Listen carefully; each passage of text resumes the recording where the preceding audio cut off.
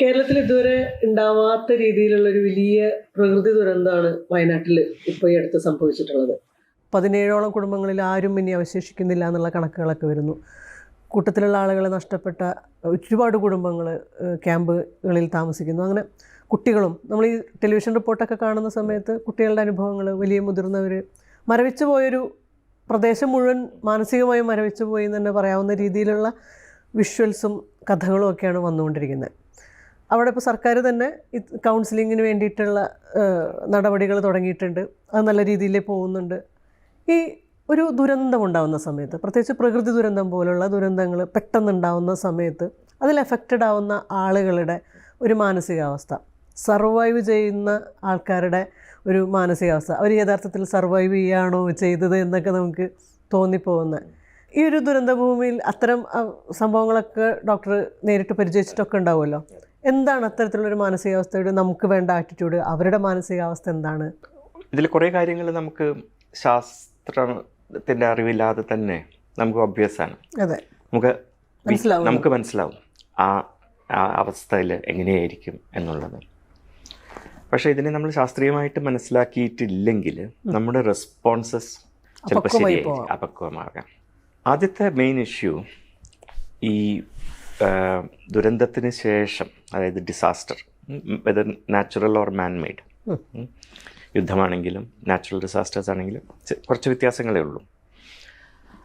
ഈ ഡിസാസ്റ്ററിന് ശേഷം ഉള്ള മാനസികാവസ്ഥയെ പറ്റിയിട്ട് നമ്മൾ കൂടുതൽ ശ്രദ്ധിക്കുന്നത് ഈ ലോകമഹായുദ്ധങ്ങളൊക്കെ കഴിഞ്ഞതിന് ശേഷമാണ്. പ്രത്യേകിച്ച് അമേരിക്കയിൽ ഈ വെറ്ററൻസ്, യുദ്ധം കഴിഞ്ഞിട്ട് വിയറ്റ്നാമെന്നും അല്ലെങ്കിൽ സെക്കൻഡ് വേൾഡ് വാറിന് ശേഷമൊക്കെ വരുന്ന ആൾക്കാരുടെ മാനസിക പ്രശ്നങ്ങൾ പഠിക്കുമ്പോഴാണ് ഇതിന് ഈ ഒരു മേഖലയിൽ ശ്രദ്ധ ആദ്യമായിട്ട് വരുന്നത്.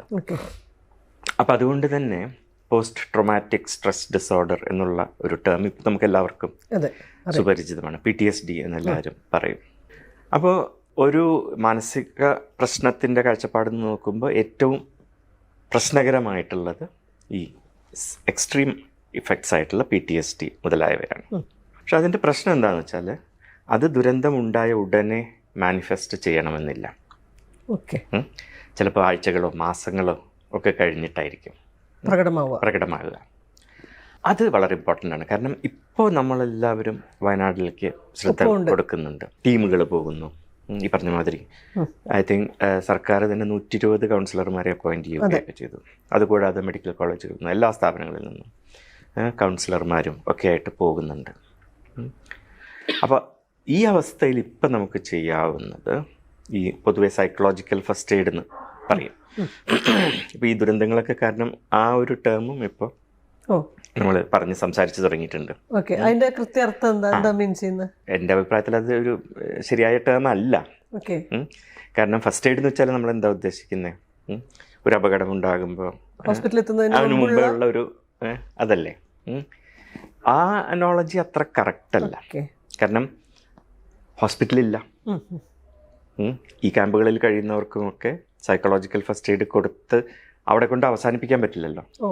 പിന്നെ എവിടെ പോവും? ഫർദർ എവിടെ പോവും? അതിന് ബേസിക് ഇൻഫ്രാസ്ട്രക്ചർ വേണമല്ലോ. ഇപ്പോഴല്ല വേണ്ടത്, പിന്നീടാണ് വേണ്ടത്. അപ്പോൾ ഈ സൈക്കോളജിക്കൽ ഫസ്റ്റ് എയ്ഡ് എന്നുള്ള കോൺസെപ്റ്റ് വന്നത്, ഇതിന് മുൻപൊരു കോൺസെപ്റ്റ് ഉണ്ട്, ഡീബ്രീഫിംഗ് ഉണ്ട്. അത് സാധാരണ മിലിറ്ററിയിൽ ഉപയോഗിക്കുന്നൊരു ടേമാണ്. ഇപ്പോൾ ഒരു എയർഫോഴ്സ് സ്ക്വാഡ്രൺ പോയി ബോംബിട്ട് തിരിച്ചു വന്നാൽ ഒരു ഡീബ്രീഫിംഗ് ഉണ്ടാവും. നടന്ന കാര്യങ്ങളൊക്കെ ഡിസ്കസ് ചെയ്യുക, ചർച്ച ചെയ്യുക, അത് ക്ലോസ് ചെയ്യാം. അപ്പോൾ ഈ PTSD ആദ്യം ഡയഗ്നോസ് ചെയ്ത് വന്നപ്പോൾ ആൾക്കാർ വിചാരിച്ചു ഈ ഡീബ്രീഫിംഗ് ആണ് അതിന് വേണ്ടത്. അതായത് ദുരന്തം നടന്ന ഉടനെ തന്നെ അവരെ കൊണ്ട് അതിൻ്റെ ആഘാതത്തിനെ കുറിച്ച് സംസാരിപ്പിക്കുക, റിയലൈസ് ചെയ്യിക്കുക, സംസാരിപ്പിക്കുക, ഷെയർ ചെയ്യുക. പക്ഷെ അവിടുത്തെ പ്രശ്നം എന്താണെന്ന് വെച്ചാൽ പലരും ആ സമയത്ത് അത് ഷെയർ ചെയ്യാൻ തയ്യാറായിക്കൊള്ളണമെന്നില്ല. They are not ready yet. പക്ഷെ നിർബന്ധിതമായിട്ട് ഡീബ്രീഫിംഗ് ചെയ്തപ്പോൾ ഈ PTSD മുതലായ രോഗങ്ങൾ അല്ലെങ്കിൽ ഡിസോർഡേഴ്സ് വരാനുള്ള സാധ്യത കൂടുന്നതായിട്ട് കണ്ടു. പക്ഷെ ഇപ്പോഴും നമ്മൾ കൗൺസിലിംഗ് എന്ന് പറഞ്ഞിട്ട് നമ്മളിപ്പോൾ ചെയ്യാൻ ശ്രമിക്കുന്നതിൻ്റെ ഒറിജിൻ അങ്ങനെയാണ്.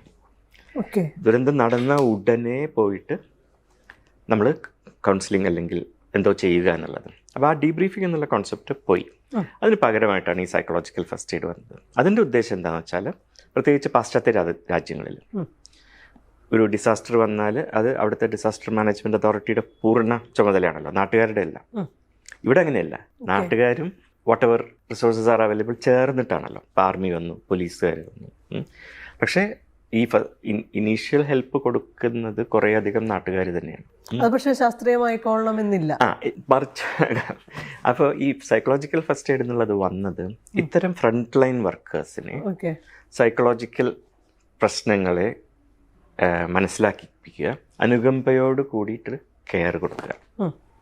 പക്ഷെ ആ കെയർ എന്താണ്? കൗൺസിലിംഗ് അല്ല, പ്രാക്ടിക്കലായിട്ടുള്ള ആ സമയത്തുള്ള കാര്യങ്ങൾ. റെസ്ക്യൂ, ഫസ്റ്റ് വേണ്ടത് റെസ്ക്യൂ ആണല്ലോ.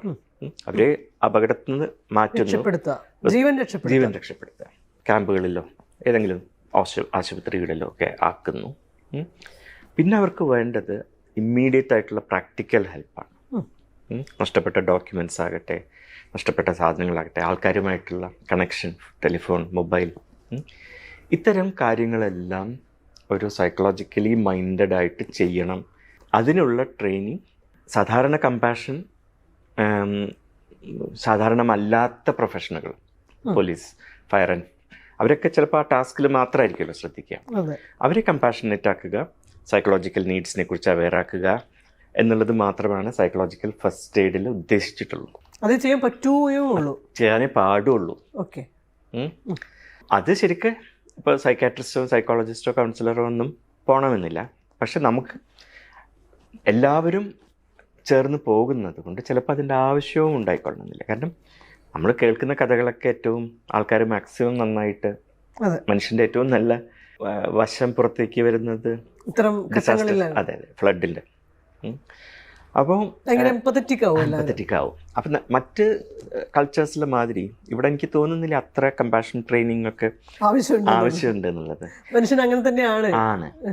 What is worrying is that ഈ ഒരാഴ്ചക്ക് ഇവിടുന്ന് പോയിട്ട് അല്ലെങ്കിൽ ഒരു ദിവസം പോയിട്ട് കൗൺസിലിംഗ് എന്നുള്ള പേരിൽ എന്തെങ്കിലുമൊക്കെ പറഞ്ഞിട്ട് അത് കൂടുതൽ മോശമാകുമോ എന്നുള്ള ഒരു പേടി. നേരത്തെ പറഞ്ഞ ഡീബ്രീഫിങ്ങിൻ്റെ അതേ ഇഷ്യൂ. അവർക്ക് തുറക്കാൻ ആവശ്യമില്ലാത്ത മുറിവുകൾ അവരെ കൊണ്ട് തുറപ്പിച്ചാൽ പിന്നെ അത് അടയ്ക്കാൻ ആരുമില്ല. രണ്ടാമത് നേരത്തെ പറഞ്ഞ മാതിരി ഈ ഇതിൻ്റെ പല മാനിഫെസ്റ്റേഷൻസും പിന്നീടാണ് വരിക. മോണിറ്റർ ചെയ്തുകൊണ്ടിരിക്കണം. അല്ലെങ്കിൽ ഇതേ ആൾക്കാർ അവിടെ തിരിച്ചു പോകണം. ഒന്നുമില്ലെങ്കിൽ പ്രശ്നങ്ങളുണ്ടായാൽ ഇന്ന സ്ഥലത്ത് പോകണം എന്ന് പറയണം. അതുകൊണ്ടാണ് ഞങ്ങളിപ്പം ഇതുകൊണ്ടല്ല, ഇതിനു മുൻപേ ആലോചിച്ചിരുന്നു മേപ്പാടി ഒരു സെൻറ്റർ തുടങ്ങണമെന്ന് നമ്മൾ വിചാരിച്ചിരുന്നു. കാരണം ഈ ഡിസാസ്റ്റർ റിലീഫ് കഴിഞ്ഞിട്ടാണ് ഇനിയുള്ള മേജർ സൈക്കോളജിക്കൽ വർക്ക് തുടങ്ങുക. അപ്പോൾ അത്തരം സെൻറ്ററുകൾ ഉണ്ടായാൽ ഈ ആദ്യത്തെ കൗൺസിലിങ്ങോ സൈക്കോളജിക്കൽ ഫസ്റ്റ് എയ്ഡോ എന്താണെന്ന് what ever you call it, അത് കഴിഞ്ഞ് പിന്നീട് പ്രശ്നങ്ങൾ ഉണ്ടാകുമ്പോൾ ആൾക്കാർക്ക് പോകാൻ സ്ഥലങ്ങൾ ഉണ്ടാകണം. വേണം. ആശുപത്രികളാണെങ്കിൽ ആശുപത്രികളല്ല, ക്ലിനിക്കുകളാണെങ്കിൽ ക്ലിനിക്കുകൾ ഉണ്ടാകണം. ഇത് ഇത്തവണ ഇവിടെ സംഭവിച്ചു എന്നേ ഉള്ളൂ, യാദൃശ്ചികമായിട്ട്. അടുത്ത ദുരന്തം വേറെ എവിടെയെങ്കിലും ആകാം. അപ്പോൾ unless we have A robust primary care system, അതായത് ഡിസാസ്റ്റർ മാനേജ്മെന്റിന്റെ ഭാഗമായിട്ട് ഇത്തരം സെന്ററുകൾ സ്ഥിരമായിട്ട് ഉണ്ടാവേണ്ടതിന്റെ ആവശ്യമുണ്ട്. അല്ല, രണ്ടും പാരലായിട്ട് പോകണം. ഡിസാസ്റ്റർ മാനേജ്മെന്റ് ബൈ ഡെഫിനിഷൻ ഡിസാസ്റ്ററുകൾ ഉണ്ടാകുമ്പോൾ മാത്രമാണ്. പക്ഷെ അതിന് പാരലായിട്ട് ഹെൽത്ത് ഇൻഫ്രാസ്ട്രക്ചർ ഈ രീതിയിലും കൂടെ വേണം. കാരണം നമുക്ക് ഇല്ലാത്തത് മാനസിക ആരോഗ്യ രംഗത്ത് ഒരു കമ്മ്യൂണിറ്റി പ്രോഗ്രാം ഓരോ സ്ഥലങ്ങളിൽ അധിഷ്ഠിതമായിട്ടില്ല. കോഴിക്കോട്ട് നിന്ന് പോകുന്ന ഒരു ടീം വയനാട് പോയി തിരിച്ചു വരുന്നു. പിന്നെ അടുത്ത തവണ അവർ പോകുന്നവരെ ആക്സസ് ഇല്ല. പിന്നെ വയനാട്ടിലെ വലിയ ആശുപത്രികളിൽ പോകണം. അത് സൈക്യാട്രി എന്ന് പറയുന്ന സ്റ്റിഗ്മയൊക്കെ വരുമ്പോൾ. അപ്പോൾ ലോക്കലായിട്ടുള്ള മെൻ്റൽ ഹെൽത്ത് സെൻറ്ററുകൾ അപ്പോൾ ഞങ്ങൾക്ക് ഓൾറെഡി 8-10 ഉണ്ട്. അത് കൂടുതൽ വിപുലീകരിക്കുക എന്നാണ് നമ്മൾ ഇതിനൊരു റെസ്പോൺസായിട്ട് കാണുന്നത്. കാരണം ഇൻ അതർ വേർഡ്സ് ഇനിയാണ് പ്രോബ്ലംസ് പുറത്തു വരാൻ പോകുന്നത്. ഇതിൻ്റെ ഒരു നമുക്ക് ദുരന്ത ഭൂമിയിൽ നമ്മൾ പോയിട്ടില്ല, ഇത്തരം ആളുകളെ ഡയറക്റ്റ് കണ്ട് പരിചയവുമില്ല. സ്റ്റോറി ടെലിവിഷനിലൊക്കെ കണ്ടിട്ടുള്ള കഥകളിലൊക്കെ ഇവരെല്ലാവരും കോമൺ ആയിട്ട് പറയുന്ന ഒരു കാര്യം കരയാൻ പറ്റുന്നില്ല എന്നുള്ളതാണ്. ഒരു കുട്ടിയൊക്കെ പറയുന്നുണ്ട്. അതെന്താണ്? ഷോക്ക്. ഇപ്പോൾ ഗ്രീഫിൻ്റെ പല സ്റ്റേജസ് പറയുമല്ലോ. അതിലാദ്യം ഷോക്കാണ്. ഇപ്പോൾ ഒരു നമ്മുടെ ഫാമിലിയിൽ തന്നെ ഒരു മരണം നടന്നാൽ ചിലപ്പോൾ എല്ലാവരും ഒരേമാതിരി കരഞ്ഞോളണമെന്നില്ല. They are in a state of shock and denial. മരിച്ചു എന്ന് നമുക്ക് വിശ്വസിക്കാൻ പറ്റുന്നില്ല. വീണ്ടും നമ്മൾ അതിനെക്കുറിച്ച് തന്നെ സംസാരിച്ചുകൊണ്ടിരിക്കും. മീഡിയയിൽ നിന്ന് പിന്നെ ഒരാൾ പോയാലും ഇവരിതേ കഥ പറയും. കാരണം there is a need to retell their stories. അപ്പോഴാണ് അവരും ഈ ഡിനയൽ ഷോക്കിൽ നിന്നും മറികടക്കുന്നുള്ളൂ. ചിലപ്പോൾ പിന്നീടായിരിക്കും കരച്ചിൽ വരിക, സാഡ്നെസ് വരിക. അത് കോമൺ ആണ്. ആ ഒരു നംബ്നെസ് ആയിട്ട്. അത് പലരും എന്നോട് ചോദിച്ചു, എന്താണ് ഇവരെങ്ങനെ ഇത് പറയാം, കരയാതെ എങ്ങനെ എൻ്റെ കുടുംബത്തിൽ 5 പേര് പോയി എന്ന് കരയാതെ എങ്ങനെ പറയാൻ പറ്റുന്നു എന്ന് ആൾക്കാർ ചോദിക്കാറുണ്ട്. ഇതാണ് കാരണം. It's A normal human reaction. ഒരു വെൻ ബാഡ് തിങ് ഹാപ്പൻസ് നമ്മൾ കോപ്പി ചെയ്യുന്നത് അങ്ങനെയാണ്. ഡിലേ ചെയ്യണം നമ്മൾ. ആ റിയാലിറ്റി എല്ലാം നഷ്ടപ്പെട്ടു എന്നുള്ള റിയാലിറ്റി നമ്മൾ ഉടനെ ഉൾക്കൊള്ളുന്നില്ല. അതാണ് ആ നംബ്നെസ്സിൻ്റെ കാരണം. പിന്നെ നമ്മൾ ഈ ദുരന്തവുമായിട്ട് ബന്ധപ്പെട്ടിട്ടുള്ള മാനസികാവസ്ഥകളെക്കുറിച്ച് ചിന്തിക്കുമ്പോൾ നമ്മൾ ഒരിക്കലും ചിന്തിക്കാത്ത ഒരു ആംഗിളുണ്ട്. എന്തുകൊണ്ട് ദുരന്തങ്ങൾ ഉണ്ടായിട്ടും കുറച്ചു പേർക്ക് മാത്രമേ സിവിയർ മാനസികാഘാതം ഉണ്ടാകുന്നുള്ളൂ എന്നുള്ളത്. ഓരോ ഡിസാസ്റ്റർ ഉണ്ടാകുമ്പോഴും, ഫ്ലഡ് ആണെങ്കിലും സുനാമി ആണെങ്കിലും ഈവൻ കോവിഡ് ആണെങ്കിലും ഒക്കെ അന്നത്തെ പ്രഡിക്ഷൻസ് ഇത് കഴിഞ്ഞാൽ ഭയങ്കര മാനസിക പ്രശ്നങ്ങളായിരിക്കുമെന്ന്. പക്ഷെ നമ്മൾ അത്ര കാണുന്നില്ല. എവിടെയാണ് എല്ലാ ദിക്കിലും അങ്ങനെയാണ്. അതായത് ചുരുക്കത്തിൽ ഡിസാസ്റ്റർ സർവൈവ് ചെയ്യുന്ന ആൾക്കാരിൽ അധികം പേർക്കും മാനസിക പ്രശ്നങ്ങൾ ഉണ്ടാവില്ല. നമ്മൾ PTSD എന്നൊക്കെ പറഞ്ഞു. പക്ഷെ അതൊരു ചെറിയ ശതമാനം ആൾക്കാർക്ക് സംഭവിക്കുന്നുള്ളൂ. നമ്മൾ ജീവിതം തുടരും. എത്ര അഡ്വേഴ്സിറ്റിയിലാണെങ്കിലും നമ്മൾ ഏതെങ്കിലും രീതിയിൽ മുന്നോട്ട് പോകുമല്ലോ. റെസിലിയൻസ് എന്ന് പറയും.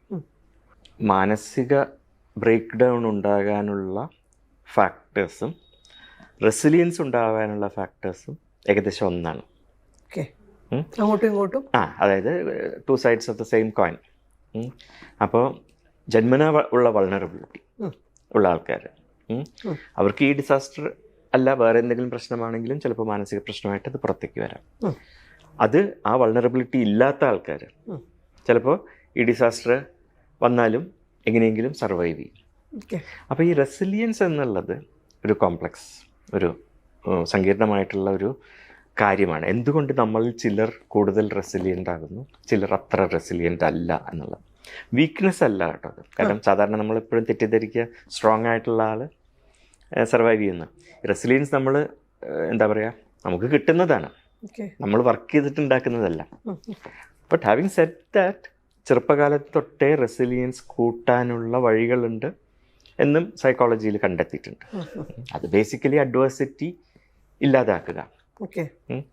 ഇപ്പോൾ ഈ റെസിലിയൻസ് ബിൽഡ് ചെയ്യുന്നത് ഇപ്പോൾ ഒരു കുട്ടി വളരുമ്പോഴാണെങ്കിൽ ആ ഫാമിലിയിലെ സ്റ്റെബിലിറ്റി, അഡ്വേഴ്സ് ഇവൻസ്, ചീത്ത കാര്യങ്ങൾ ഉണ്ടാകാതിരിക്കുക, ഹെൽത്തി ആയിട്ടുള്ള ഹാബിറ്റ്സ് ഉണ്ടാവുക, ഹെൽത്തി ആയിട്ടുള്ള ചിന്തകൾ പ്രോത്സാഹിപ്പിക്കുക, ഇതൊക്കെയാണ് റെസിലിയൻസ് കൂട്ടുന്നത്. ദുരന്തത്തിന് ശേഷം റെസിലിയൻസ് ഉണ്ടാക്കാൻ ചിലപ്പോൾ ബുദ്ധിമുട്ടായിരിക്കും. പക്ഷെ ഞാൻ പറയുന്നത് ആ ഒരു ഫാക്ടറും കൂടെ ഉണ്ട് ഇതിൽ. പക്ഷെ നമ്മൾ വായിക്കുമ്പോൾ അങ്ങനെയല്ല, ദുരന്തം കഴിഞ്ഞാൽ എല്ലാവരും മാനസികമായിട്ട് അഫക്റ്റഡ് ആകുമെന്ന്. അത് ശരിയല്ല, നമ്മളത് കാണുന്നില്ല. ഒരു കലാമിറ്റിന്റെ ഒരു പ്രത്യേകത എന്ന് പറയുന്നത് മാസമായിട്ട് ആളുകൾ അതിനകത്ത് പെട്ടുപോകുന്നു എന്നുള്ളതാണ്. രക്ഷപ്പെടുന്ന ആളുകളുടെയും എണ്ണം കൊണ്ട് നേരെ കുറിച്ച് ഒരു ചെറിയ ആക്സിഡന്റ് അല്ലെങ്കിൽ വ്യക്തിപരമായിട്ടുണ്ടാകുന്ന ദുരന്തങ്ങൾ, ഇതും ഈ മാസമായിട്ട് സംഭവിക്കുന്ന ദുരന്തങ്ങളും തമ്മിൽ ഈ ഒരു അർത്ഥത്തിൽ വലിയൊരു വ്യത്യാസമുണ്ട്. കുറേ കാര്യങ്ങൾ സെയിം ആണ്. കാരണം വ്യക്തിയാണെങ്കിലും ഒരു ഡിസാസ്റ്റർ ഒരു കലാമിറ്റി ഉണ്ടായാൽ there is A grouping of people, ഫ്രണ്ട്സും ഫാമിലിയും എല്ലാവരും ഒന്ന് പൊതിയും. ആ സമയത്തുള്ള റെസ്ക്യൂ, ആശുപത്രിയിൽ പോകലോ എന്താണെന്ന് വെച്ചാൽ അത് ചെയ്യും. പിന്നെ ഇവരെല്ലാവരും പോയി കഴിയുമ്പോഴാണ് പലപ്പോഴും ആ വ്യക്തിക്ക് അതിൻ്റെ ഇമ്പാക്റ്റ് വന്നു തുടങ്ങുക. അപ്പോൾ അങ്ങനെ കുറേ സിമിലാരിറ്റീസ് ഉണ്ട്. പക്ഷെ ഓഫ് കോഴ്സ് ഒരു സോഷ്യോ കൾച്ചറൽ ഫിനോമിനൻ അല്ലല്ലോ ഒരു വ്യക്തിപരമായിട്ടുള്ള ആക്സിഡൻറ്റ്. പിന്നെ പലപ്പോഴും സമൂഹത്തിൻ്റെ റെസ്പോൺസും ഡിഫറെൻ്റ് ആയിരിക്കും.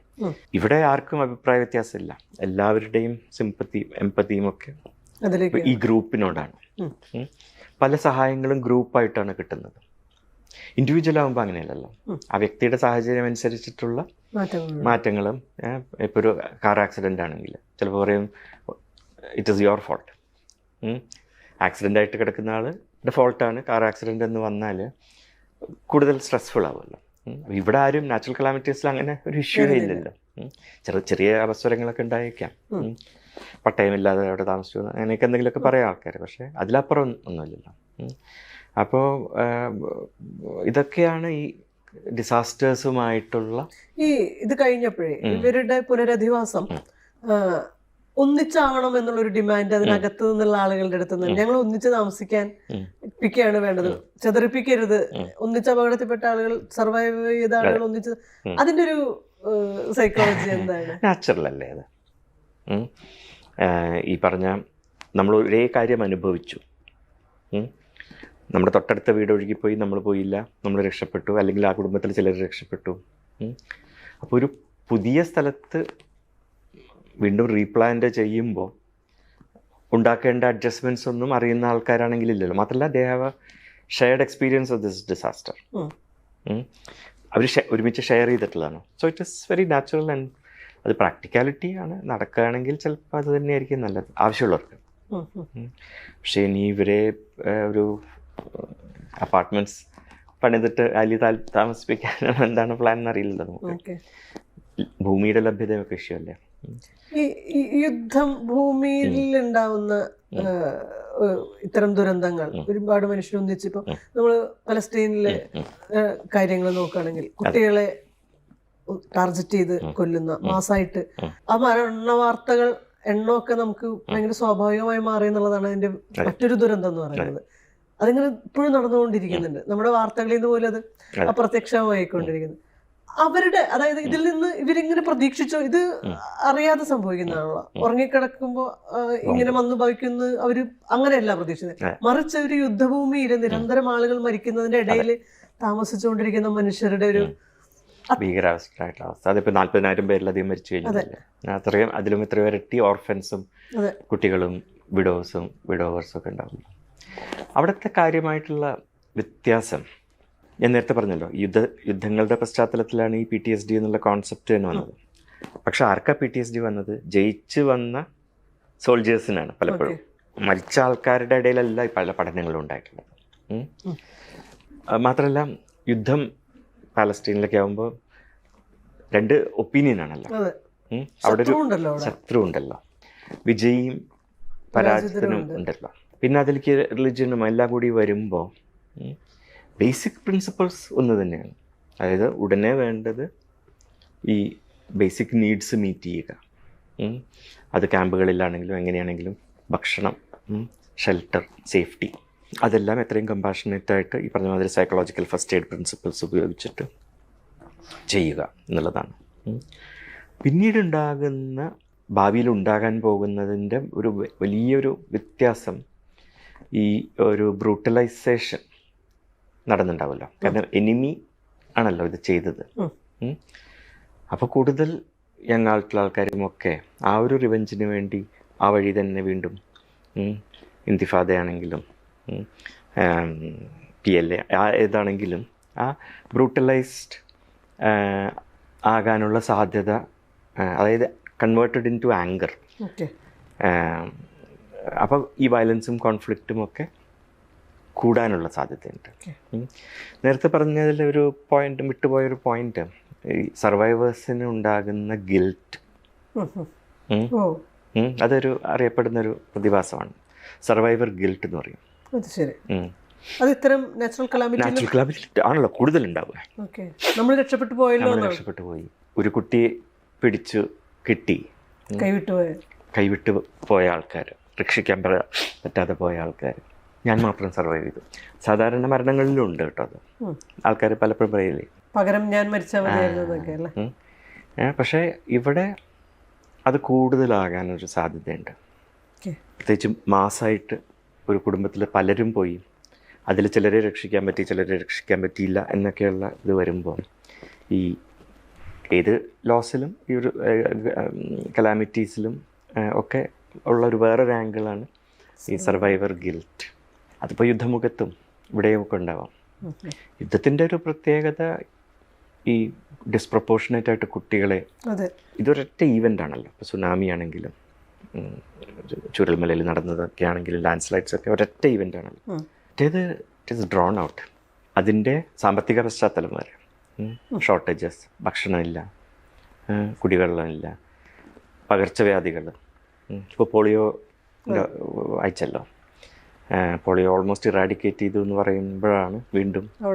അപ്പോൾ അങ്ങനെ കുറേ വേറെ ഇതെല്ലാം ഡിസ്പ്രപ്പോർഷനേറ്റ് ആയിട്ട് കുട്ടികളെ അഫക്റ്റ് ചെയ്യുകയും ചെയ്യും.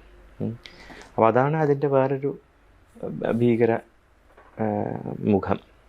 ഈ ദുരന്തമുഖത്ത് ജോലി ചെയ്യുന്ന, നേരത്തെ പറഞ്ഞ പോലെ രക്ഷിക്കാൻ ചെല്ലുന്ന ആളുകൾ, ഡോക്ടേഴ്സ് ഉണ്ട്, പോലീസ്, ഫയർഫോഴ്സ്, ആർമി, നാട്ടുകാർ തന്നെ, അവരിങ്ങനെ മൃതദേഹങ്ങൾ കണ്ടെടുക്കുന്നു, ശരീരഭാഗങ്ങൾ കണ്ടെടുക്കുന്നു, കുഴിച്ചെടുക്കുന്നു, അങ്ങനെ അവർ ജീവിതത്തിൽ എക്സ്പെക്ട് ചെയ്യാത്ത സംഗതികൾ ഇങ്ങനെ നിരന്തരം ചെയ്തുകൊണ്ടിരിക്കുന്ന സമയത്ത് അവരുടെ ഒരു മാനസികാവസ്ഥയെ നമ്മൾ പിന്നെ എങ്ങനെ പരിപാലിക്കുന്നത്? അവിടെയും ഇത് തന്നെയാണ് ഇഷ്യൂ, PTSD എന്നുള്ള ഇഷ്യൂ. ഓഫ് കോഴ്സ് പലരും അതിൽ എക്സ്പീരിയൻസ്ഡ് ആയിട്ട് ഉള്ള ആൾക്കാരായിരിക്കും വോളണ്ടിയർ ചെയ്ത് ചെല്ലുന്നത്. ഇപ്പോൾ ആർമി ആണെങ്കിലും അപ്പോൾ അവരുടെ സൈക്കോളജിക്കൽ മേക്കപ്പ് ചിലപ്പോൾ വ്യത്യാസമായിരിക്കും. എന്നാലും ഇതൊരു ഇഷ്യൂ ആണ്. ഭാവിയിൽ അവരുടെ മാനസികാവസ്ഥ എന്തായിരിക്കും എന്നുള്ളത്. ഈ PTSDയുടെ ലക്ഷണങ്ങളായിട്ട് പറയുമല്ലോ, റിപ്പീറ്റഡായിട്ട് ഇമേജസ് മനസ്സിൽ വരിക, തലയില്ലാത്തൊരു ശരീരം. അത് തുടക്കത്തിൽ എല്ലാവർക്കും കോമൺ ആണ്. പിന്നെ നമ്മളതിന് റെസിലിയൻസ്, നേരത്തെ പറഞ്ഞ മാതിരി we may out live it. പക്ഷേ ഒരു മൈനോറിറ്റി ആൾക്കാർക്ക് അത് അവരുടെ മാനസികാവസ്ഥയെ പിന്നെ അഫക്റ്റ് ചെയ്യാൻ തന്നെ നല്ല സാധ്യതയുണ്ട്. അപ്പോൾ അതിന് നമുക്ക് നിരന്തര ചികിത്സ എന്നുള്ള രീതിയിലേക്കാണോ പോകേണ്ടത്? അല്ല, ആദ്യം തന്നെ സ്വയം ഇത് മനസ്സിലാക്കണം, സഹായം തേടണം. അവിടെയാണല്ലോ മാനസിക ആരോഗ്യ രംഗത്ത് ഉള്ള പ്രശ്നം. ഇത് എനിക്കൊരു പ്രശ്നമുണ്ട്, എനിക്ക് കൗൺസിലിംഗ് വേണം എന്ന് പറയാനുള്ള ഒരു മാനസികാവസ്ഥ പലർക്കും ഇല്ലല്ലോ. സ്വയം തിരിച്ചറിയാൻ പറ്റണം. അത് ഞാൻ എന്താ പറയുക, ആർമിയിലുള്ള ആളാണ്, പക്ഷേ അപ്പം അത് എനിക്കിങ്ങനെയൊന്നും വരാൻ പാടില്ല, അങ്ങനെയുള്ള ചിന്താഗതികൾ വരും. അതാണ് ഒരു പ്രശ്നം. മാത്രമല്ല, പ്രത്യേകിച്ച് ആർമിയിലൊക്കെ സൈക്കാട്രിക് മോർബിഡിറ്റി വളരെ അധികമാണ്. അത് നമ്മൾ പല സാഹചര്യങ്ങളിലും അറിയാറുണ്ട്. പോലീസ് ഫോഴ്സിലെ ആത്മഹത്യകൾ അതെ. അപ്പോൾ വീണ്ടും നമ്മൾ മറ്റേ പ്രശ്നത്തിലേക്ക് എത്തുകയാണ്. അടിസ്ഥാന സൗകര്യങ്ങൾ ഇല്ലാതെ ഈ രോഗാവസ്ഥകളെയും അതിനെക്കുറിച്ചിട്ട് ബോധവാന്മാരാക്കലും ചെയ്തത് കൊണ്ട് മാത്രമായില്ല. ഈ ഇൻവെസ്റ്റ്മെൻറ്റ് വേണ്ടത്, ഈ റീബിൽഡിങ്ങിൻ്റെ ഉള്ള ഇൻവെസ്റ്റ്മെൻറ്റ് ഹെൽത്തിലും വേണം. അത് എല്ലാ കാര്യത്തിലും അങ്ങനെ തന്നെയാണ്. പക്ഷേ ഹെൽത്തിൽ ഇൻവെസ്റ്റ്മെൻറ്റ് ഇല്ലല്ലോ, കുറഞ്ഞു വരികയില്ലേ. പ്രൈവറ്റ് സെക്ടർ ഒരു പ്രോഫിറ്റ് ഓറിയൻറ്റഡ് ഒരു സെക്ടറിൽ ഇത്തരം സെൻറ്ററുകൾ വരാൻ യാതൊരു സാധ്യതയില്ല. കാരണം അതിൽ നിന്നും പ്രോഫിറ്റ് ഒന്നും ഉണ്ടാവില്ല. അപ്പോൾ നമ്മുടെ മൊത്തം ജീവിതത്തിൽ മാനസികമായിട്ടുള്ള പ്രശ്നങ്ങൾ ഉണ്ടാക്കുന്ന ഇമ്പാക്റ്റ് തിരിച്ചറിഞ്ഞ് ഒരു എൻലൈറ്റൻഡ് ആയിട്ടുള്ളൊരു ഗവൺമെൻറ് ഈ രംഗത്തേക്ക് ഇൻവെസ്റ്റ് ചെയ്താലേ കാര്യമുള്ളൂ. അല്ലെങ്കിൽ നമ്മൾ ഫസ്റ്റ് എയ്ഡ് മാത്രമായിട്ട് പോകും, തുടർച്ചയുണ്ടാവില്ല. കാരണം പിന്നീടാണ് കെയർ ആവശ്യമുള്ളത്. ഇഫക്റ്റീവായിട്ടുള്ള കെയർ കൊടുക്കാൻ പറ്റിക്കഴിഞ്ഞാൽ സ്റ്റിഗ്മയും കുറയും. ഓക്കെ, അവിടെ പോകുന്നതിൽ കുഴപ്പമില്ല. ഇപ്പോൾ നമ്മൾ സ്കൂളിലും കോളേജിലും ഒക്കെ വർക്ക് ചെയ്യുമ്പോഴൊക്കെ എല്ലായിടത്തും നമ്മൾ ഹെൽപ്പ് ഓഫർ ചെയ്താലും ആൾക്കാർ എടുക്കാനാണ് ബുദ്ധിമുട്ട്, കുറേ സമയം എടുക്കും. ഇപ്പോൾ ആ ഒരു മാനസിക സ്റ്റിഗ്മ അങ്ങ് പോയിട്ടില്ലല്ലേ? മാറിയിട്ടുണ്ട്. പക്ഷേ ഒരു വിഭാഗം ആൾക്കാരിൽ, പ്രത്യേകിച്ച് ഓൺലൈനായിട്ട് ഹെൽപ്പ് എടുക്കുന്ന ആൾക്കാരിൽ അത് മാറ്റങ്ങളുണ്ട്. ഇപ്പം നമ്മുടെ ഇൻ്റർവ്യൂ തന്നെ കണ്ടിട്ട് വിളിക്കുന്ന ആൾക്കാർ ഉണ്ട്. അവർക്ക് ഇത് മതി ഒരു ട്രിഗർ. നമ്മളിരുന്ന് സംസാരിക്കുകയാണ്, അത് അവർ കേൾക്കുമ്പോൾ ഇറ്റ് റെസണേറ്റ്സ് വിത്ത് ചില ആസ്പെക്ട്സ്. അങ്ങനെ വരുന്ന ആൾക്കാരുണ്ട്. അല്ലെങ്കിൽ ഇൻ്റർനെറ്റിൽ തപ്പി എനിക്ക് കൗൺസിലിംഗ് വേണം എന്ന് പോകുന്ന ആൾക്കാരുണ്ട്. പക്ഷെ അതൊരു ചെറിയ ഗ്രൂപ്പല്ലേ, എല്ലാവരിലേക്ക് എത്തില്ല. ഇല്ലല്ല, പ്രത്യേകിച്ച് നമുക്ക് താല്പര്യമുള്ള സാധാരണക്കാരിലെ കാണുന്നുള്ളൂ. അതെ. അപ്പോൾ മൊബൈൽ ഫോൺ ആക്സസ് ഇല്ലാത്തവർ, സാധാരണക്കാർ, ആ സോഷ്യോ കൾച്ചറൽ ലെവലിലല്ലാത്തവർ, ഇവരിലേക്കൊക്കെ എങ്ങനെ എത്തുമെന്നുള്ളതാണ് ഒരു പ്രധാന പ്രശ്നം. അതൊരു സിസ്റ്റമിക് പരിപാടി തന്നെ വേണ്ടി. അതെ, നിരന്തരം നമ്മൾ സംസാരിക്കേണ്ടത് അതിനെക്കുറിച്ചാണ്.